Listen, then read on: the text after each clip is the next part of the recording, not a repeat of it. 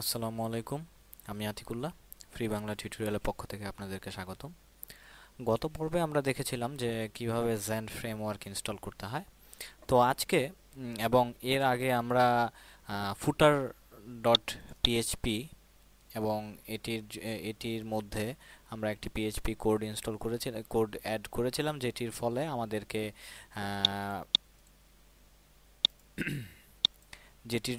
আমাদেরকে এখানে time show করতেছিল।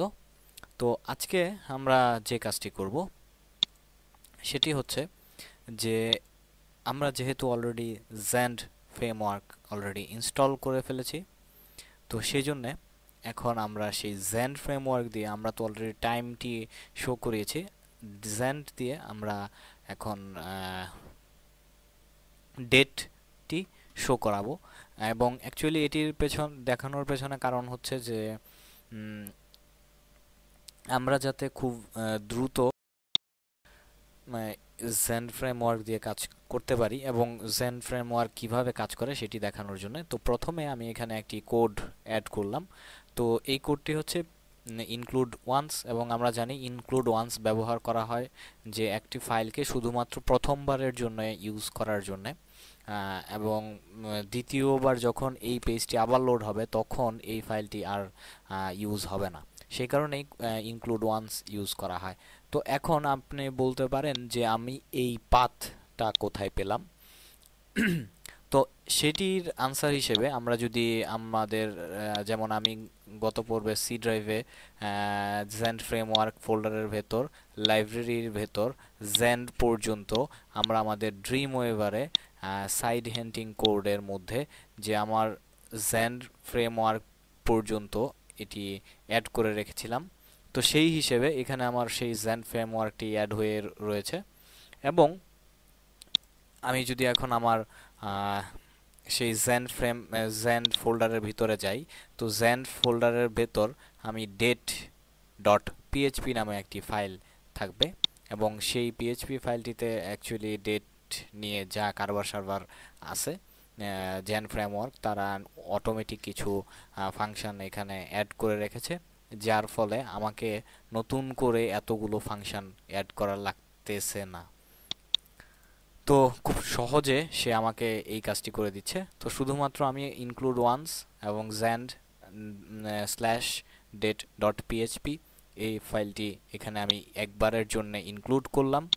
এবং এখানে আমার এই এর পূর্বের টিউটোরিয়ালে আমরা যে ডেটটি শো করেছিলাম এর পূর্বে একটা লাইন আমি এখানে বসাতে চাই, এবং সেটি হচ্ছে যে শুধুমাত্র আমি একটি ভেরিয়েবল ডিক্লেয়ার করলাম, এবং এই ভেরিয়েবলটির নাম আপনার যা মনে চায় আপনি তা দিতে পারেন, এটি সম্পূর্ণ আপনার উপর ডিপেন্ড করে। এরপর ইকুয়াল টু নিউ এবং জেন্ড ডেট। তো জেন্ড ডেটের ক্ষেত্রে আমি একটা জিনিস ব্যাপার দেখাতে চাচ্ছি যে এখানে যেমন ধরুন আমি জ্যান্ড কন্ট্রোল স্পেস বার যদি দেই, তাহলে এখানে বলা বাহুল্য যে জ্যান্ডের ফ্রেমওয়ার্কের প্রত্যেকটি ক্লাস আপনার জ্যান্ড শব্দ দিয়ে শুরু হয়। তো সেই হিসেবে এখান থেকে আমি জ্যান্ড ডেট এটি সিলেক্ট করছি এবং এটিকে ক্লোজ করলাম। এরপর আমি যে কাজটি করতে চাচ্ছি যে এখানে আরো 3টি লাইন আমি এখানে অ্যাড করলাম। 3টি লাইন কি কি এটি আমি বোঝাচ্ছি যে এখানে দেখুন ইকো ব্রেক, যে আমি একটা লাইন ব্রেক দিলাম, এবং echo the current time is, মানে আমি জাস্ট এটি কপি করে এখানে বসালাম, এবং ইকো আমার যে ভেরিয়েবলটি এখানে ডিক্লেয়ার করেছি সেই ভেরিয়েবলটিকে এখানে আবার কল করেছি, এবং এখানে আমি গেট মেথডটি দিয়েছি। এবং গেট মেথডটি কেন দিয়েছি সেটি আমি দেখাচ্ছি। তো এটি আমি আপাতত সেভ করলাম।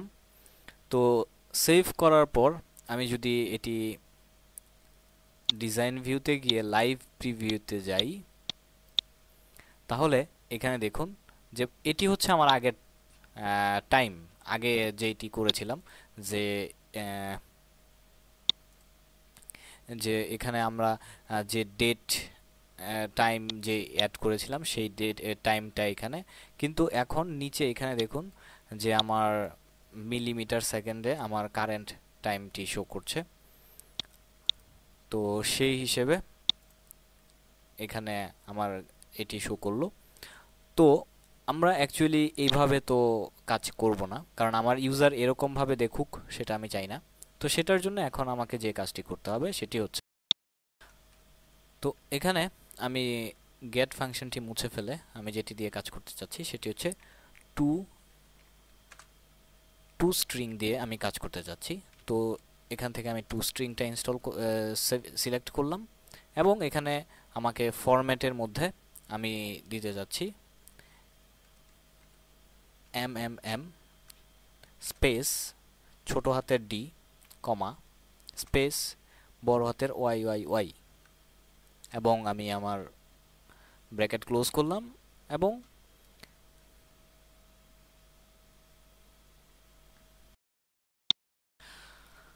তো এখানে চারটা এম, এটির মানে হচ্ছে যে আমাকে ফুল নেম অফ মান্থ এটি শো করবে, ছোট হাতের ডি যে আমার তারিখটা শো করবে, ডেটটা, এরপর হচ্ছে ইয়ার যে আমার এখানে ইয়ারটা শো করবে। তো এখানে একটি এরর দেখাচ্ছে, আমার 12 লাইনে এরর রয়েছে। ও আচ্ছা, তো তো এটিকে আমি সেভ করলাম এবং এবার যদি আমার ক্রোম দিয়ে আমি এটিকে ওপেন করি, তো এখানে দেখুন ফেব্রুয়ারি 22 2013 যে এটিকে আমাকে ডেট শো করছে। তো এভাবে আমরা জেন্ড ফ্রেমওয়ার্ক ইউজ করে ডেট এবং অন্যান্য আরও অনেক সুযোগ সুবিধা রয়েছে সেই ব্যাপারগুলো ইউজ করতে পারি। তো এখানে আমরা পরবর্তী টিউটোরিয়ালগুলোতে আরও জেন্ডের কাজ দেখব, বাট এটি আপনাদেরকে দেখানোর পেছনে কারণ হচ্ছে জেন্ড ফ্রেমওয়ার্ক সম্বন্ধে আপনাদেরকে ছোট্ট একটি ধারণা দেওয়া। তো এখন আমরা আরেকটা জিনিস ছোট্ট একটি টিপস আপনাদেরকে দিতে যাচ্ছি, সেটি হচ্ছে যে এখানে দেখুন আমরা দেখেছিলাম যে আমরা এখানে আমার ফুটার পিএইচপির মধ্যে যে এই ফাইলটি আমরা এখানে অ্যাড করেছিলাম। তো এখানে আরেকটি সুবিধা রয়েছে যে কাজটি আমি করে থাকি সব সময় এবং আমার মনে হয় যে আপনাদের কাজে লাগতে পারে। তো একদম উপরে আমরা এই ডেট ইউটিলিটি ডট পিএইচপি ফাইলটি ইনক্লুড করেছিলাম। এটিকে আমি ফর এক্সাম্পল এখানে নিয়ে আসলাম এবং এখান থেকে আমি এটিকে ফেলে দিলাম এবং এটি আমি সিলেক্ট করলাম এবং কিবোর্ডে শিফট দিয়ে ট্যাব টিপ দিলে আপনার এটিকে আমি সমান করলাম।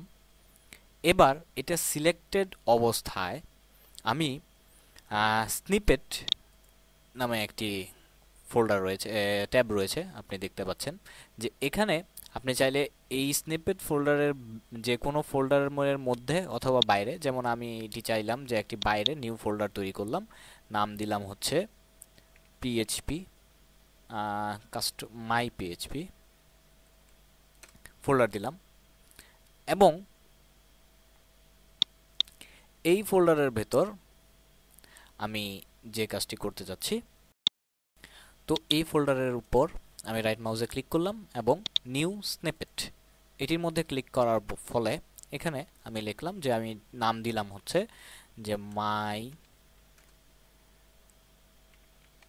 টাইম এবং আপনি চাইলে এখানে কোনো ডেসক্রিপশন যা ইচ্ছা লিখতে পারেন এবং এখানে আপনার সেই সিলেক্ট করা কোডটি অটোমেটিক এখানে চলে আসছে। আপনি চাইলে ম্যানুয়ালি কপি পেস্ট করেও দিতে পারেন এবং ইনসার্ট বিফোর যদি কোনো অপশন থেকে থাকে, যেমন আমি এই লাইনের পরে ওই লাইনের আগে এরকমভাবে এই কোডটি ইউজ করতে চাই, তো সেটির জন্য আমরা ওয়ার্প সিলেকশন চেক করব, কিন্তু আমি চাচ্ছি যে ইনসার্ট ব্লক এটা থাকতে এবং এটি দিয়ে আমি ওকে দিলাম এবং এখানে দেখুন মাই টাইম নামে একটি স্নিপেট তৈরি হয়ে গেছে। তো এটি তৈরি হওয়ার পেছনে কাজটা কি, আমার লাভটা কি? লাভটা হচ্ছে যে আমি চাইলাম ডিলিট করে দিলাম এবং আমি এটির উপরে ডবল ক্লিক করে অথবা ড্র্যাগ করে ড্রপ করে দিয়ে আমি এটিকে যদি এখানে নিয়ে আসি, দেখুন আমার ওই কোডটি এখানে চলে আসছে। তো আমি এটি দেখানোর পেছনে কারণ হচ্ছে যে ইন ফিউচার যখন আপনারা অনেক কাজ করতে থাকবেন, কিছু কিছু কাজ বা কিছু কিছু কোডিং দেখবেন যে কমন। ফর এক্সাম্পল, আপনার মেনু তৈরি করতে হবে, মেনুর জন্য এরকম একটি লিস্ট বানাইতে হবে বা এই টাইপের কিছু একটা করতে হবে। তো সেটা আপনার দেখা যাচ্ছে যে কমন 2 দিন পর পরই লাগতেছে। তো সেই জিনিসগুলা বা সেই কোডগুলা আপনি আপনার এই স্ন্যাপেটের মধ্যে সেভ করে রাখতে পারেন, যাতে আপনি ভবিষ্যতে এই এই কোডগুলো আপনাকে বারবার লিখতে না হয়। আপনি জাস্ট শুধুমাত্র এখান থেকে কপি পেস্ট করে কাজ সেরে ফেলতে পারেন। এটির কাজ হচ্ছে, এই স্নিপেটের কাজটি হচ্ছে এটি। তো বন্ধুরা, আজকে অনেক কথা বলে ফেললাম। পরবর্তী টিউটোরিয়াল আমন্ত্রণ জানিয়ে এখানে শেষ করছি।